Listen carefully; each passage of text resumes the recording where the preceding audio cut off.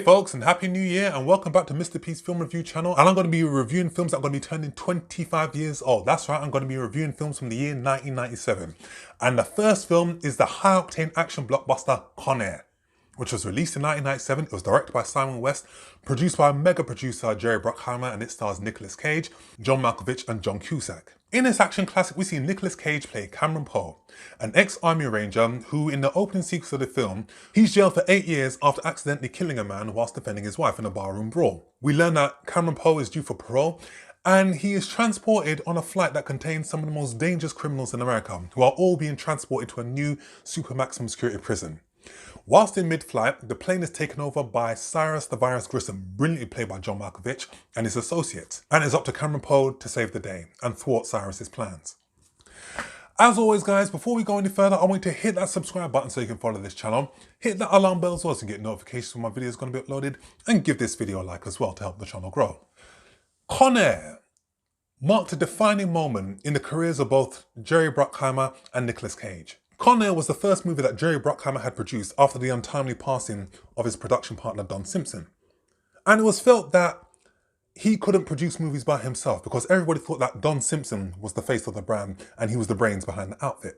Con Air was a defining movie for Nicolas Cage. It firmly cemented him as an action star. Whereas 1996 The Rock, which he starred alongside Sean Connery, that was more Sean Connery's vehicle. He was the lead star. Con Air, Nicolas Cage is in the lead. And this movie was part of the holy trinity of action movies that Nicolas Cage did. From 1996, The Rock, and in 1997 he released both Con Air and Face Off. Con Air could have easily been a 1990s B-grade movie with a throwaway plot that could have been forgettable. But thanks to great writing, great acting, great action sequences, a brilliant musical score, it is a classic. And it stands as one of the best movies from the 1990s. It has all the hallmarks of what made 1990s action so great. Scott Rosenberg, who wrote this movie, also wrote another 1990s movie called Things to Do in Denver When You're Dead. And he has taken everything that made 1990s movies so classic and has applied it to Con Air. But you've also got some brilliant dialogue. And the dialogue is not only intelligent, but it's also hilarious. There are some really comedic moments in this movie that people tend to forget.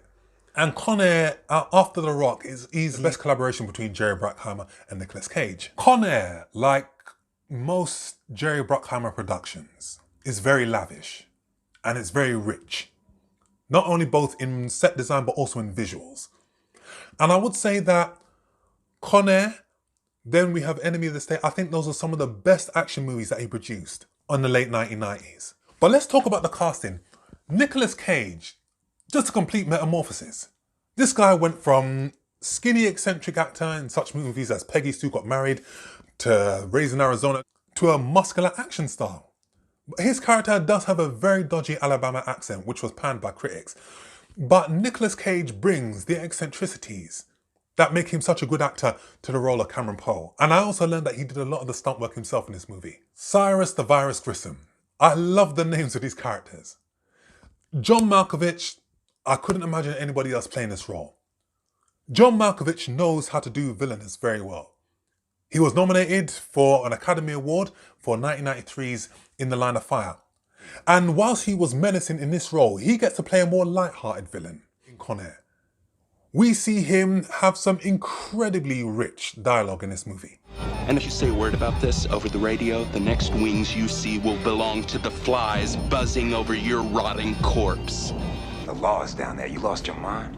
According to my last psych evaluation, yes. And his tongue is firmly in his cheek, as is the direction, as is the acting, as is the whole film.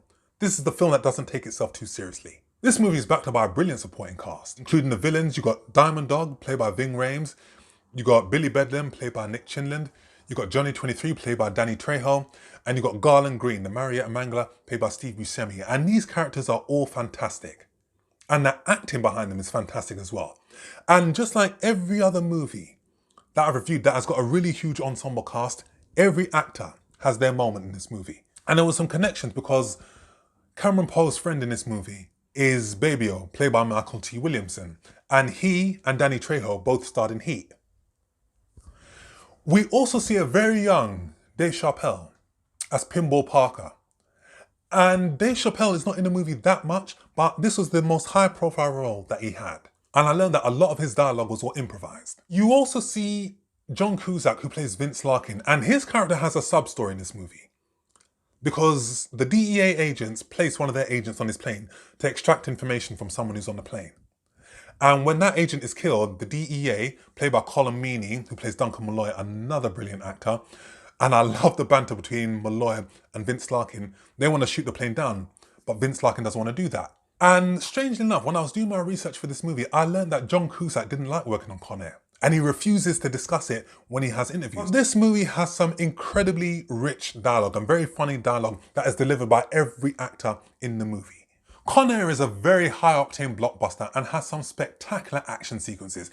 And Simon West, who directed this movie, this is a movie that flows beautifully, but when the action is on screen, it is fantastic. And Simon West will go on to direct a slew of blockbusters, including The General's Daughter, Tomb Raider, The Expendables 2, but I find that this is where he is at his best. Con Air was nominated for 2 Academy Awards, including one for Best Sound Effects and Best Original Song, How Do I Live Without You? And there are some outstanding set pieces in this movie, in addition to some outstanding stunt work.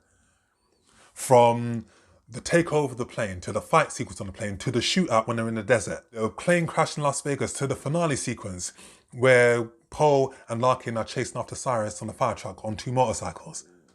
All of these action sequences are done beautifully. And it shows that Jerry Bruckheimer still has a great instinct for action. And Con Air is backed up by a brilliant musical score, led by 2 frequent Jerry Bruckheimer collaborators, Trevor Rabin and Mark Mancina.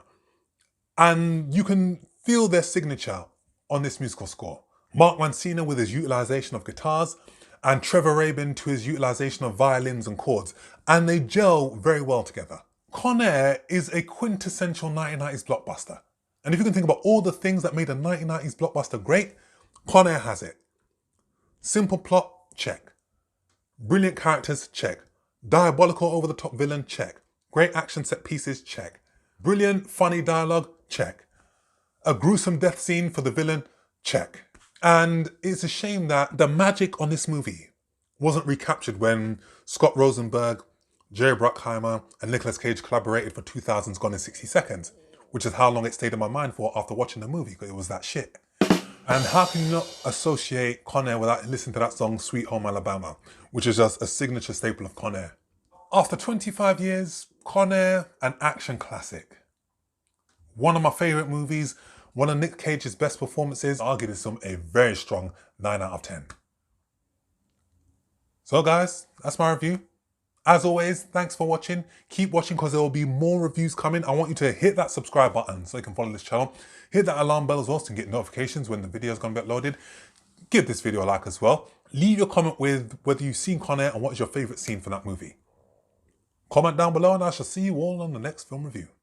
Take care.